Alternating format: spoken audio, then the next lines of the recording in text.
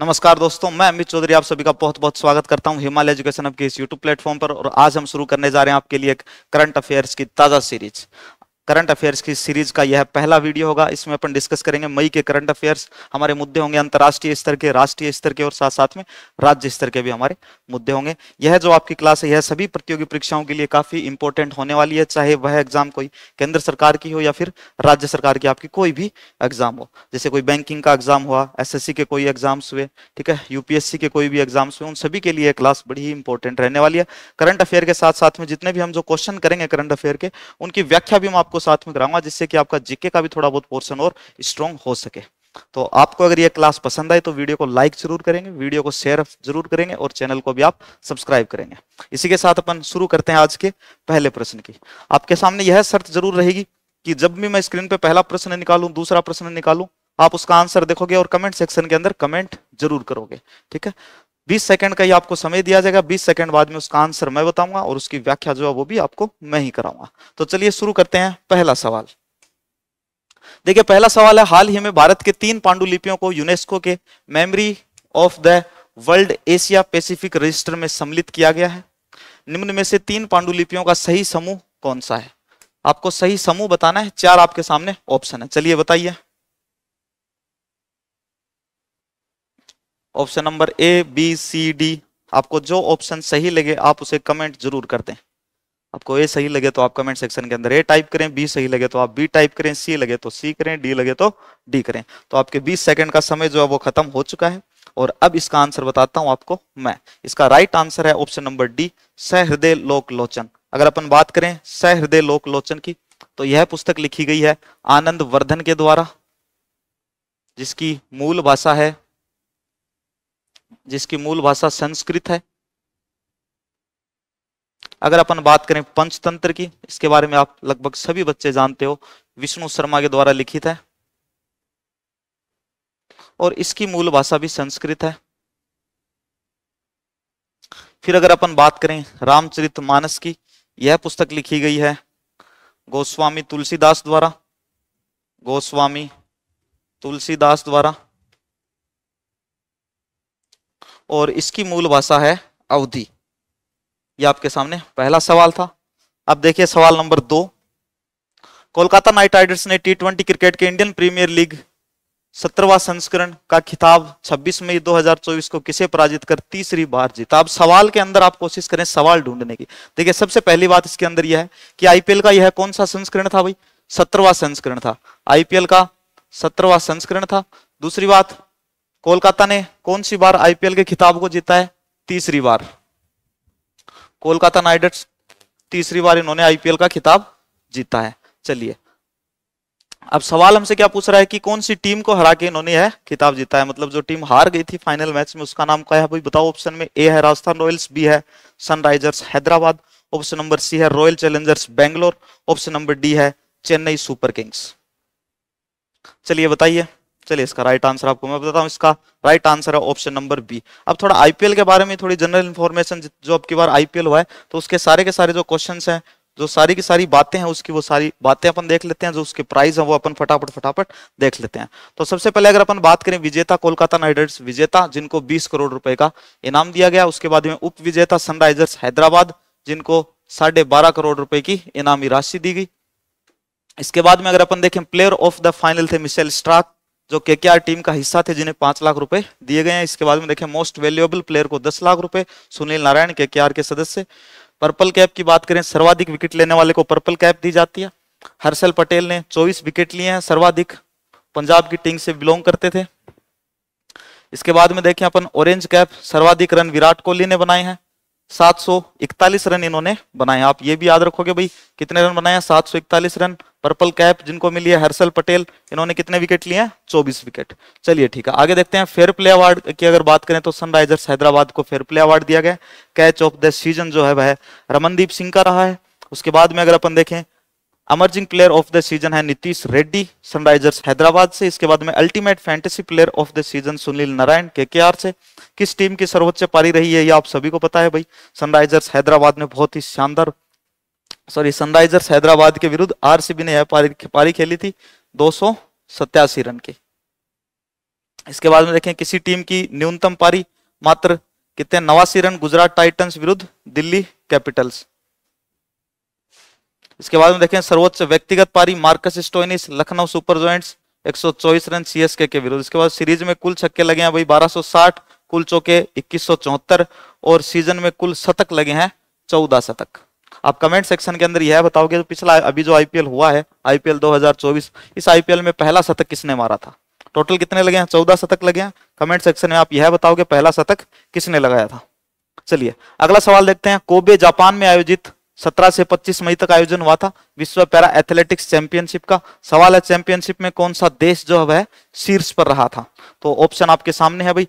Option number A China, option number B Japan, option number C Brazil, option number D Britain. सवाल के अंदर आप एक सवाल ढूंढने की जरूर कोशिश करें। विश्व पैरा एथलेटिक्स चैंपियनशिप 2024 कब से कब तक आयोजित की गई भाई? 17 से 25 मई। कहां पे? कोबे जापान में। कोबे जापान के अंदर इसका आयोजन किया गया। ठीक है, कौन सा देश शीर्ष स्थान पर है यह आपके लिए सवाल और इसका राइट आंसर है चाइना। कुल 87 पदक जो है वो चाइना के पास थे, सर्वाधिक। ये इसका राइट आंसर। ये भी आप याद रखोगे कितने पदक जीते हैं टोटल चाइना ने? 87। चलिए अब अपन आगे देखते हैं। अगला सवाल है अपना, निम्न में से किस देश ने 15 मई 2024 को 10 वर्षीय ब्लू रेजिडेंसी वीजा जो है वह लॉन्च किया है? ऑप्शन आपके सामने यूके, यूएसए, यूएई और इंडिया। कमेंट सेक्शन में आप जरूर बताओगे कि भाई किसने यह वीजा लॉन्च किया है। 10 वर्षीय वीजा रहेगा, ब्लू रेजिडेंसी वीजा। यह वीजा यूएई ने जारी किया है, यूनाइटेड अरब एमिरेट्स ने। 10 वर्षीय यह वीजा है और यह वीजा उन लोगों को दिया जाएगा जो पर्यावरण के लिए बहुत ही उत्कृष्ट कार्य कर रहे हैं। ठीक है, चलिए अब अपन आगे देखते हैं अगला सवाल। विश्व आर्थिक मंच द्वारा जारी यात्रा और पर्यटन विकास सूचकांक 2024 में भारत का कौन सा स्थान है? हमें 2024 का जो सूचकांक था इसमें हमें भारत का स्थान बताना है। ऑप्शन आपके सामने 54, फिर है 39, फिर है 34 और फिर है 59। चलिए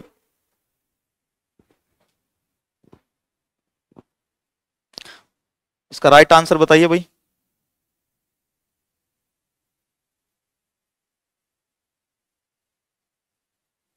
इसका राइट आंसर होगा 39। भारत की रैंक कौन सी रही है? 39। टोटल 119 देश थे, 119 देशों में से भारत की रैंक रही है 39।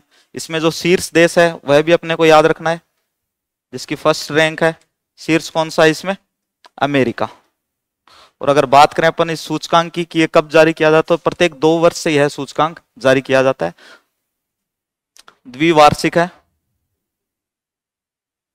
द्विवार्षिक सूचकांक है। भारत की रैंक में अच्छा खासा सुधार हुआ है। इससे पिछले वाला जो सूचकांक था उसमें भारत की रैंक थी 54। चलिए आगे देखते हैं अपन। अगला क्वेश्चन है, चर्चा में रहे सीता एलिया का संबंध। बहुत ही अच्छा सवाल आपके लिए।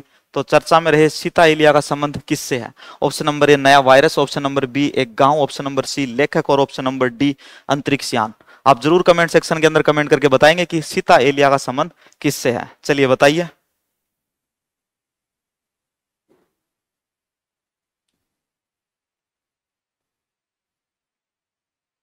भाई सीता एलिया एक गांव है श्रीलंका के अंदर। श्रीलंका में एक गांव है। 19 मई को यहाँ पर पहले से माता सीता का मंदिर है। उस मंदिर में 19 मई को माता सीता की एक मूर्ति के प्राण प्रतिष्ठा हुई है।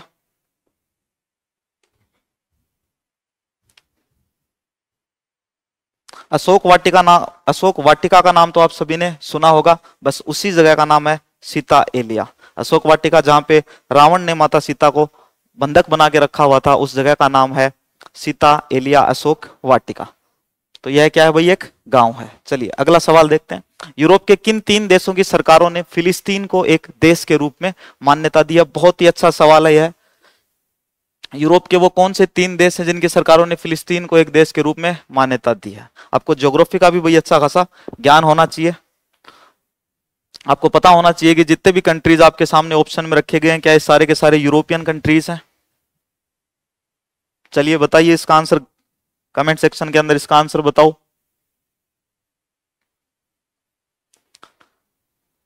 इसका राइट आंसर होगा नॉर्वे, आयरलैंड और स्पेन। स्पेन, आयरलैंड और नॉर्वे ये यूरोप के 3 देश हैं जिनकी सरकारों ने मिलकर और फिलिस्तीन जो है उसको भी एक देश के रूप में मान्यता दी है। चलिए अगला सवाल देखते हैं अपन। बहुत ही प्यारा क्वेश्चन है। एआई क्रश और एआई भूमि का संबंध किससे है? चलिए बताइए, क्या ये एक ऐप है? ये एप्लीकेशन की बात कर रहा हूं भाई, ऐप, ठीक है। एंकर, कीटनाशक या फिर उर्वरक? फटाफट कमेंट करके बताओ भाई, फटाफट बताएंगे कमेंट करके सभी।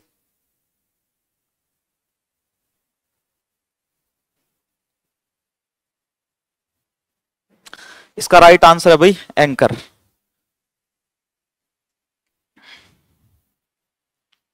डीडी किसान जो चैनल आता है इसके बारे में आप सभी को पता है। डीडी किसान चैनल के ऊपर ये 2 एंकर हैं और ये एंकरिंग करेंगे, ठीक है।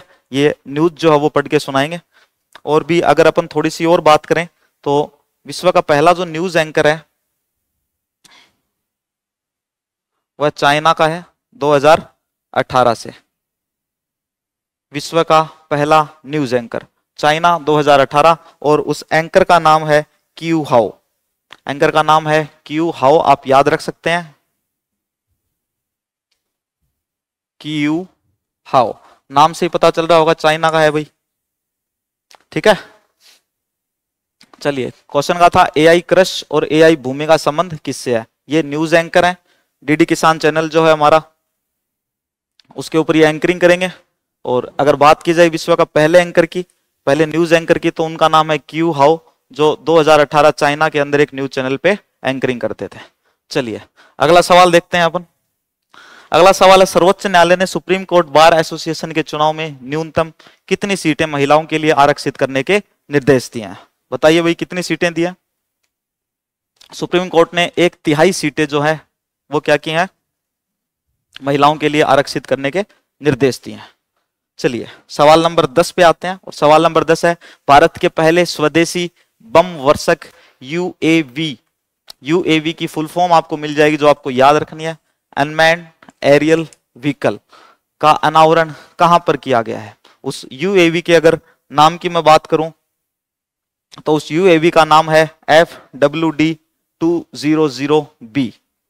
FWD-200B। आप मुझे यह बताइए इसका अनावरण कौन सी जगह पे किया गया है? ऑप्शन नंबर ए है मुंबई, फिर है श्री हरिकोटा, फिर है बेंगलुरु और फिर है महेंद्रगिरी। चलिए फटाफट कमेंट में बताएंगे, इसका जो राइट आंसर है वह होगा बेंगलुरु, ठीक है। इसकी अगर थोड़ी सी बात की जाए तो जो अमेरिकी जो प्रीडेटर ड्रोन जो होते हैं उनसे यह 10 गुना सस्ता एक स्वदेशी जो है ड्रोन है। इसकी लागत जो है वह आई है 25 करोड़ रुपए, और जो अमेरिकी प्रीडेटर ड्रोन्स जो होते हैं उसकी कीमत है 250 करोड़ रुपए। आप देख सकते हैं 10 गुना सस्ता जो है वह तैयार किया गया है। इसका नाम क्या है भाई स्वदेशी बम वर्षक का? FWD-200B। यह काफी इंपॉर्टेंट, आप इसका नाम याद रखोगे। चलिए अगला सवाल देखते हैं। वैश्विक ऊर्जा थिंक टैंक एम्बर द्वारा ग्लोबल इलेक्ट्रिसिटी रिव्यू 2024 रिपोर्ट के अनुसार सौर ऊर्जा उत्पादन में भारत का कौन सा स्थान है? जापान को पीछे छोड़ते हुए भारत तीसरे स्थान पे भाई पहुंच गया है, तो इसका राइट आंसर क्या है? तीसरा स्थान। चलिए अगला सवाल देखते हैं। राजस्थान के किस विभाग द्वारा प्रदेश में 1 से 31 जुलाई 2024 तक हरी वन वृक्षारोपण अभियान, अभियान का नाम है हरी वन वृक्षारोपण अभियान, ठीक है। और कब से कब तक चलाया जाएगा? 1 से 31 जुलाई तक। किसके द्वारा, किस विभाग के द्वारा यह चला जाएगा? सवाल अपने पास यह है, कौन से विभाग के द्वारा चलाया जाएगा? चलाया जाएगा 1 से 31 जुलाई। 1 से और 31 जुलाई कमेंट सेक्शन में कमेंट करके आप सभी जरूर बताओगे कब से लेके और किस विभाग के द्वारा जो है यह चलाया जाएगा। ऑप्शन नंबर ए है पर्यटन विभाग, ऑप्शन नंबर बी है सड़क एवं परिवहन विभाग, ऑप्शन नंबर सी है चिकित्सा विभाग और ऑप्शन नंबर डी है वन विभाग। इसका राइट आंसर होगा भाई चिकित्सा विभाग। हर 2 महीने से इस अभियान के बारे में रिपोर्ट जो है वो रिपोर्ट निदेशालय को भेजनी होगी। चलिए अगला सवाल देखते हैं अपन। अगला सवाल है, हाल ही में भारतीय पुरातत्व सर्वेक्षण को राजस्थान के किस स्थान से महाभारत और शुंग कालीन अवशेष मिले हैं? महाभारत कालीन और शुंग कालीन अवशेष मिले हैं भाई राजस्थान के एक स्थान से, रिसेंटली मिले हैं, न्यूज़पेपर के अंदर भी है, न्यूज आई थी, वहीं से यह सवाल उठाया हुआ है। तो एक बार आप कमेंट सेक्शन के अंदर जरूर बताओगे कि कहां से हमें प्रमाण मिले हैं शुंग कालीन और महाभारत कालीन। आपके सामने ऑप्शन है डीग, बैराट, चाकसू और बयाना। चलिए बताइए भाई।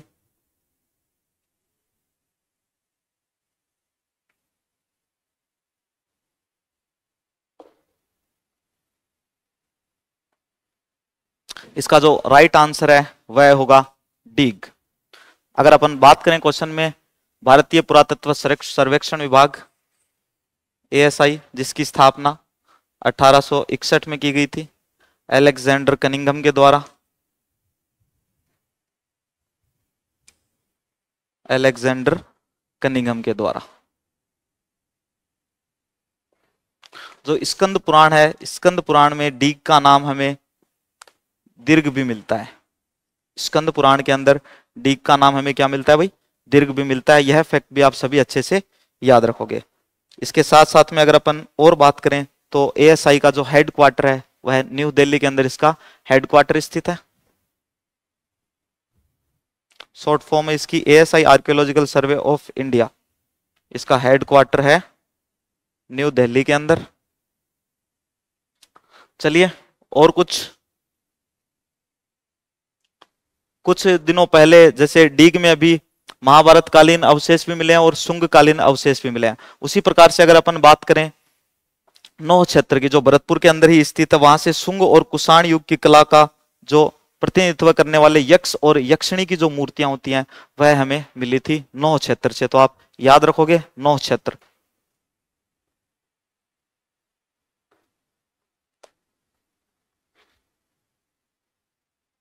शुंग और कुषाणकालीन, शुंग व कुषाणकालीन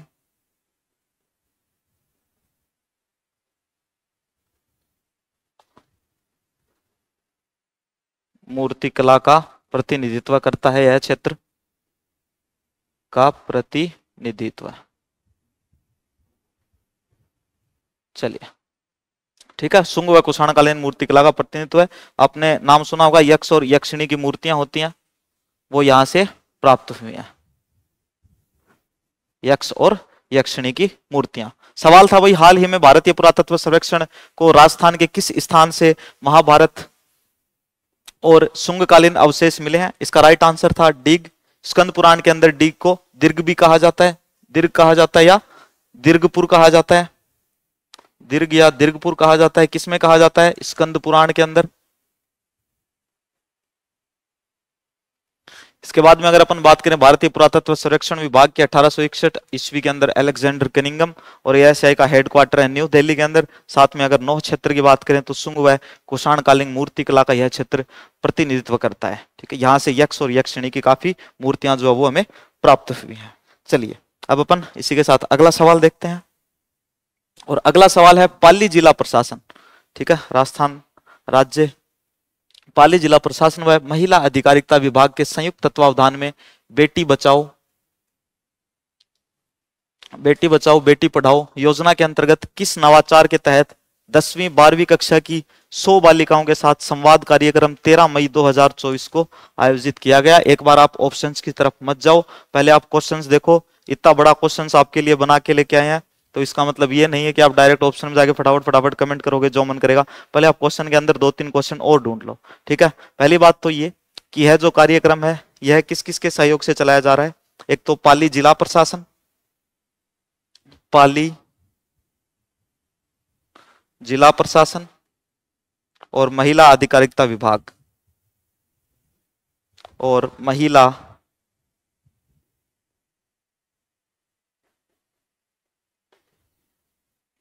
अधिकारिता विभाग के द्वारा यह कार्यक्रम चलाया जा रहा है। ठीक है, योजना कौन सी है? कौन सी योजना के अंतर्गत चलाया जा रहा है? बेटी बचाओ और बेटी पढ़ाओ। ठीक है, कौन कौन सी कक्षा के लिए? 10वीं 12वीं कक्षा, 10वीं और 12वीं कक्षा। कितनी बालिकाओं के लिए है भाई? सिर्फ और सिर्फ 100 बालिकाओं के लिए यह कार्यक्रम है। और कब हुआ? 13 मई को। ठीक है। अब जो ये संवाद कार्यक्रम था, इसका नाम क्या था? संवाद कार्यक्रम का नाम हमसे पूछा गया है। Option number A coffee with divisional commissioner, फिर coffee with district magistrate, coffee with our बेटी, कॉफी विद चैंपियन। तो आप बताइए इनमें से कौन सा ऑप्शन इसका राइट है? इसका राइट आंसर होगा भाई coffee with divisional commissioner. Option number ए इसका राइट आंसर होगा, कॉफी विद डिविजनल कमिश्नर। चलिए इसी के साथ अगला क्वेश्चन देखते हैं। अगला क्वेश्चन है, झुंझुनू जिले की लांबी अहीर ग्राम पंचायत की सरपंच, और सरपंच का नाम है नीरू यादव। नीरू यादव को किस उपनाम से जाना जाता है, जिन्होंने न्यूयॉर्क में आयोजित वार्षिक सम्मेलन, न्यूयॉर्क में एक सम्मेलन आयोजित हुआ था जिसका नाम है सीडीपी मीट 2024। इसमें अपने नवाचारों को साझा कर प्रदेश का इन्होंने गौरव बढ़ाया है। ठीक है, तो हमें इनके उपनाम के बारे में बताना है कि और नीरू यादव को किस उपनाम से जाना जाता है, जो कि झुंझुनू की एक ग्राम पंचायत है, लांबी अहीर ग्राम पंचायत, वहां की सरपंच है नीरू यादव। चलिए बताइए। ऑप्शन नंबर ए खो खो वाली सरपंच, ऑप्शन नंबर बी कुश्ती वाली sarpanch, option number C kabaddi वाली सरपंच, ऑप्शन नंबर डी है हॉकी वाली सरपंच। तो बताइए आप, खो खो वाली सरपंच, कुश्ती वाली सरपंच, कबड्डी वाली सरपंच और हॉकी वाली सरपंच। इसका राइट आंसर होगा भाई हॉकी वाली सरपंच के उपनाम से इनको जाना जाता है, नीरू यादव। चलिए अगला सवाल देखिए, और अगला सवाल है अंतरराष्ट्रीय बुकर पुरस्कार के बारे में। इसके बारे में मैं आपको थोड़ी सी जनरल इंफॉर्मेशन भी दूंगा। अंतरराष्ट्रीय बुकर पुरस्कार 2024 किस पुस्तक के लिए दिया गया है, ठीक है, और उस पुस्तक के जो लेखिका है उनका नाम भी है साथ साथ में, और उस पुस्तक के जो अनुवादक है उनका नाम भी इसमें दिया गया है। तो ये दो नाम भी आप अच्छे से याद रखोगे। अपने को पूछा है क्वेश्चन के अंदर पुस्तक के बारे में, तो अंतरराष्ट्रीय बुकर पुरस्कार किस पुस्तक के लिए दिया गया है, जिसकी लेखिका जेनी एर्पेनबेक और इसके अनुवादक जो है वो माइकल हाफमैन है। ठीक है, इनमें से कौन सी पुस्तक है? The vegetarian, flights, time shelter और कैरोस। कमेंट सेक्शन के अंदर आप जरूर कमेंट करके बताएंगे इनमें से है कौन सी पुस्तक है। इसका राइट आंसर होगा भाई कैरोस। कैरोस जो पुस्तक है वह लिखी थी जेनी एर्पेनबेक ने, और इसके अनुवादक थे माइकल हाफमैन। अगर आप वहीं पर अगर अपन बात करें तो बुकर पुरस्कार जो है यह 2005 से शुरू किया गया था। 2005 से 2015 तक यह पुरस्कार 2 वर्षों से दिया जाता था। प्रत्येक 2 वर्षों से यह पुरस्कार दिया जाता था। 2015 के बाद में थोड़ा संशोधन किया गया। 2015 के बाद यह प्रत्येक वर्ष दिया जाने लगा, प्रत्येक वर्ष दिया जाने लगा, और उस कृति को दिया जाने लगा जो सर्वोत्तम हो और साथ साथ में उसका अनुवाद हो, साथ साथ में उसका अनुवाद होना अनिवार्य है।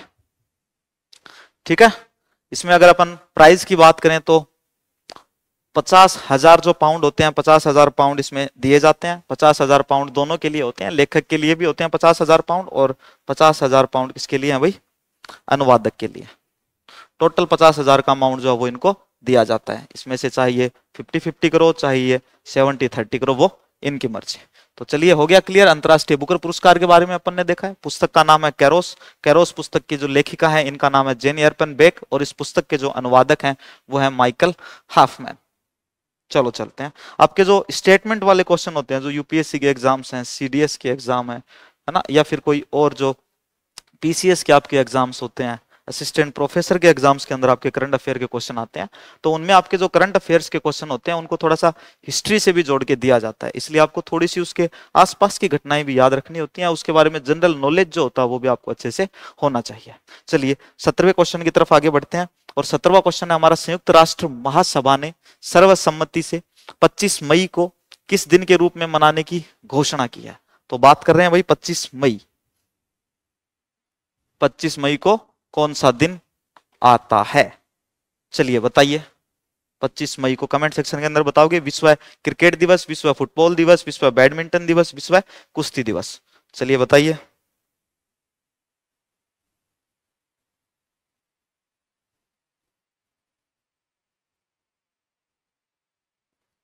इसका राइट आंसर है भाई विश्व फुटबॉल दिवस। ठीक है, 25 मई को आता है विश्व फुटबॉल दिवस। आप कमेंट सेक्शन के अंदर मुझे बताओगे क्रिकेट दिवस कब आता है? विश्व फुटबॉल दिवस आता है कब? 25 मई को। 25 मई को संयुक्त राष्ट्र महासभा ने विश्व फुटबॉल दिवस के रूप में मान्यता दी है या इसकी घोषणा की है। बात करें अपन विश्व क्रिकेट दिवस की, तो विश्व क्रिकेट दिवस आता है भाई आपका 24 अप्रैल को। तो याद रखोगे 24 अप्रैल को विश्व क्रिकेट दिवस और 25 मई को जो है विश्व फुटबॉल दिवस मनाया जाता है। इसके साथ साथ में अगर अपन बात करें बैडमिंटन दिवस की और साथ साथ में कुश्ती दिवस की भी अगर अपन बात करें तो 5 जुलाई को बैडमिंटन दिवस, 5 जुलाई को बैडमिंटन दिवस जो जस्ट आने को ही है, और 23 मई को क्या आता है विश्व कुश्ती दिवस। 23 मई को आप एक बार ये चारों डेट जो है वो एक बार आप रिवाइज कर लेंगे। 25 मई को क्या आता है विश्व फुटबॉल दिवस, ठीक है, 25 मई को आता है विश्व फुटबॉल दिवस, और विश्व क्रिकेट दिवस आता है 24 अप्रैल को, 5 जुलाई को आता है आपका विश्व बैडमिंटन दिवस, और 23 मई को आता है आपका विश्व कुश्ती दिवस। चलिए अगले क्वेश्चन पे अपन चलते हैं। निम्न में से सही सुमेलित युग्म कितने हैं? एकदम यूपीएससी का पैटर्न फॉलो किया गया है भाई इस क्वेश्चन के लिए, और आप एक बार जरूर बताओगे इनमें से कितने युग्म जो है वो एकदम सही सुमेलित हैं। आपको 4 दिए गए हैं, ठीक है। विश्व अस्थमा दिवस, अंतर्राष्ट्रीय सूर्य दिवस, अंतर्राष्ट्रीय जैव विविधता दिवस, अंतर्राष्ट्रीय श्रम दिवस, ठीक है। इनमें से आपको यह देखना है कि इसमें कितने युग्म सही सुमेलित हैं। अगर आपको लगता है कोई एक है तो आप यह ऑप्शन चूज करें, लगता है कोई 2 है तो ये करें, लगता है कोई 3 है तो ये करें। अगर आपको यह लगता है कि सर कोई मिस्टेक कर ही नहीं सकते तो आप सभी के जो सभी वाला ऑप्शन है इसे भी आप चूज कर सकते हैं, ठीक है। तो इसका जो राइट आंसर है वह केवल 3 है भाई, सभी के सभी इसमें सही नहीं है। इसमें जो गलत है वह है अंतर्राष्ट्रीय श्रम दिवस। अंतर्राष्ट्रीय श्रम दिवस 1 मई को मनाया जाता है, यह इसमें गलत है। 1 मई 2024 को अंतर्राष्ट्रीय श्रम दिवस आता है। बाकी अगर अपन बात करें विश्व अस्थमा दिवस की 7 मई 2024 को अस्थमा दिवस आता है, दूसरे मंगलवार को। फिर अपन बात करें अंतर्राष्ट्रीय सूर्य दिवस 3 मई को, अंतर्राष्ट्रीय जैव विविधता दिवस 22 मई को मनाया जाता है। चलिए अब अपन आगे चलते हैं अगले क्वेश्चन में। हाल ही में जलवायु परिवर्तन प्रवृत्तियों के दुष्प्रभाव के चलते हम्बोल्ट ग्लेशियर पिघल गया है, इसका संबंध किस देश से है? वही जो हम्बोल्ट ग्लेशियर है इसका संबंध निम्न में से कौन से देश से है? चलिए बताइए। Option number A Venezuela, option number B Chile, option number C Uruguay, option number D Paraguay. इसका जो राइट आंसर है वह है इसका वेनेजुएला। वेनेजुएला के अंदर टोटल 6 ग्लेशियर थे, 5 ग्लेशियर जो थे ये 2011 तक पिघल चुके थे, सिर्फ यह अकेला बचा था। अब यह देश बिना ग्लेशियर वाला देश बन चुका है, ठीक है। और जो हम्बोल्ट ग्लेशियर है यह भी इसका पिघल चुका है। अगर अपन बात करें कि ये कहां पर कौन सी पर्वत श्रृंखला के अंदर है तो Sierra Nevada de Merida, Sierra Nevada de Merida, Sierra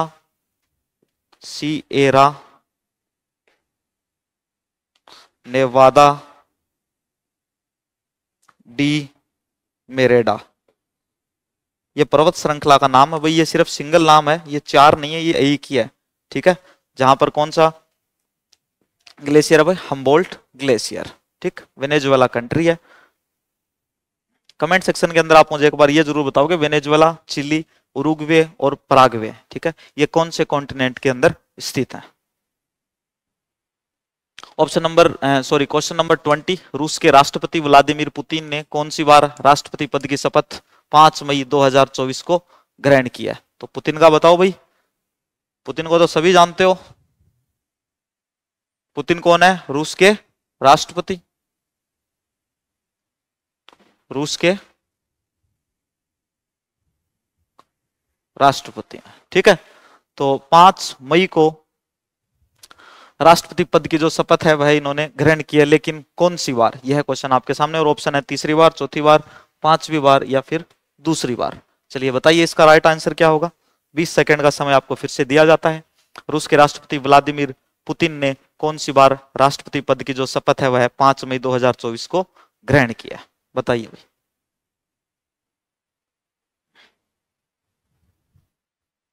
इसका राइट आंसर मैं बता देता हूं, 20 सेकंड हो चुके हैं आपके, और इसका राइट आंसर है 5वीं बार। 5वीं बार यह रूस के राष्ट्रपति बने हैं, कौन? व्लादिमीर पुतिन, ठीक है। तो यह आज का आपका अंतिम क्वेश्चन था भाई। अब अपन थोड़ा सा डिस्कस कर लेते हैं क्लास के बारे में, क्लास के शेड्यूल के बारे में, ठीक है। किस प्रकार से आपको करंट अफेयर्स जो है वो आपको तैयार करने हो।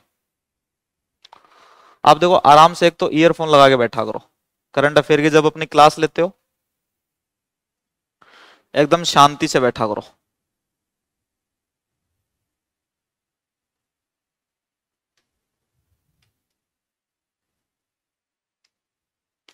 पहली चीज आपके लिए यही होगी,